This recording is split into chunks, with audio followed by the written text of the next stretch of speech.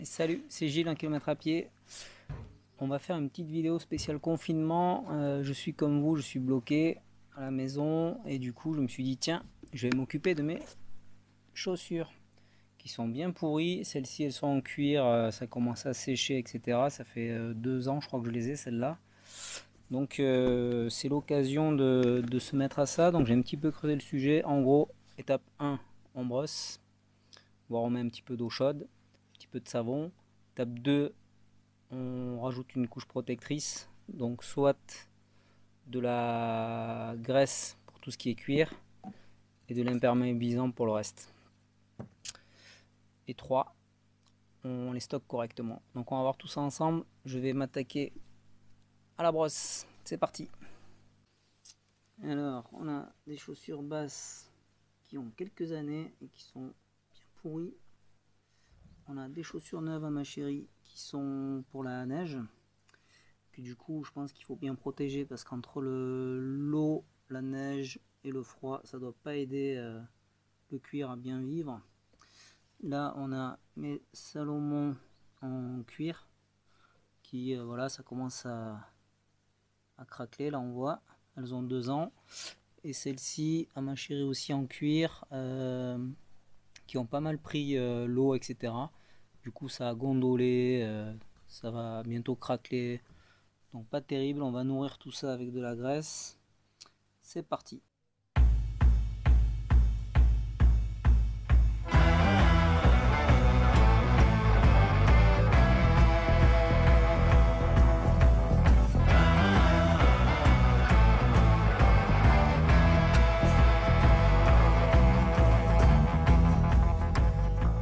L'étape brossage est finie. Maintenant je vais m'occuper de la partie imperméabilisant.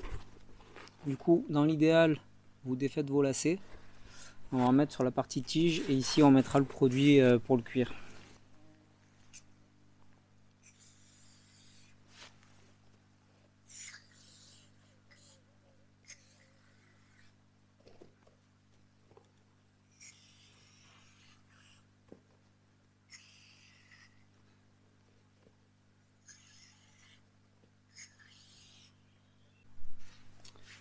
Voilà, maintenant on va prendre un peu la crème là comme ça. On va passer ça dessus. Ça va nourrir le cuir et le protéger. Donc, tous ces produits vous les trouvez chez tous les revendeurs de chaussures. Hein. C'est proposé à la caisse ou en rayon. Et voilà, pour celle-là, la crème c'est ok. Du coup maintenant je vais m'attaquer à celle-là. L'idée c'est pas vraiment de faire des chaussures jolies et propres, hein, c'est vraiment les entretenir. On les paye suffisamment cher pour qu'elles durent longtemps et qu'elles gardent aussi toutes leurs caractéristiques imperméabilisantes, la souplesse.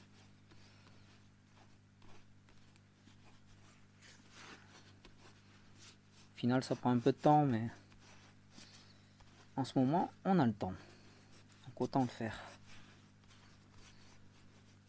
Voilà, après avoir graissé, on met le déperlant.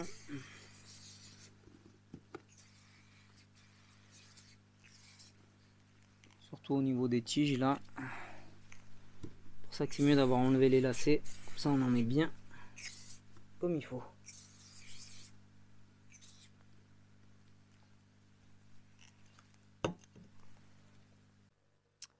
Et voilà, après un peu d'huile de coude, on retrouve des chaussures en meilleur état et surtout qui vont mieux vivre. Donc celle-ci par exemple, on voit, elles avaient vraiment besoin là de gras. Celle-là aussi, ça leur a fait du bien. Et la dernière opération, on va la voir tout de suite, c'est de les stocker correctement. Donc la dernière opération à faire, et ça c'est assez important, notamment si vous utilisez par exemple des chaussures d'hiver et d'été, c'est pendant le moment où vous ne les utilisez pas, de mettre du papier journal de façon à ce que voilà, on ait une chaussure qui soit bien tendue, et en même temps le papier journal ça absorbera l'humidité qui peut rester dans vos chaussures.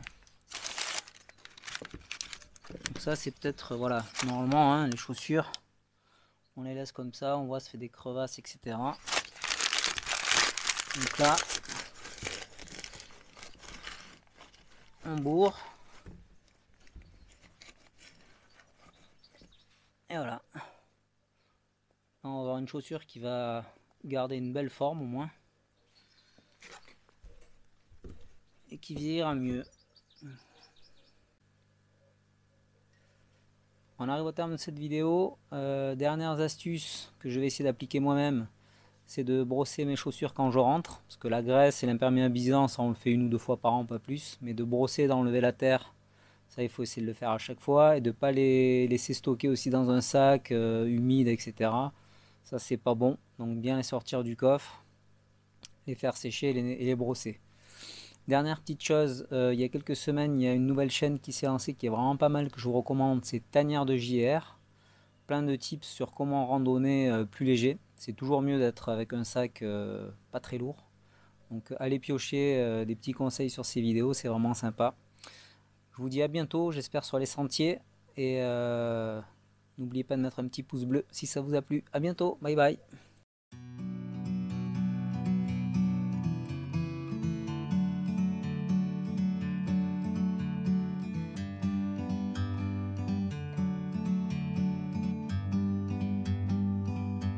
Like a bird on a tree,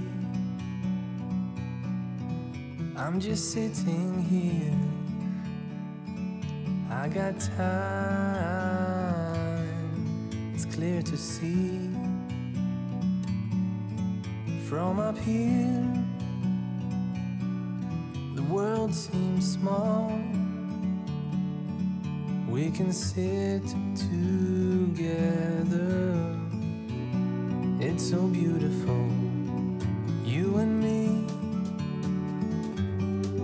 We meant to be.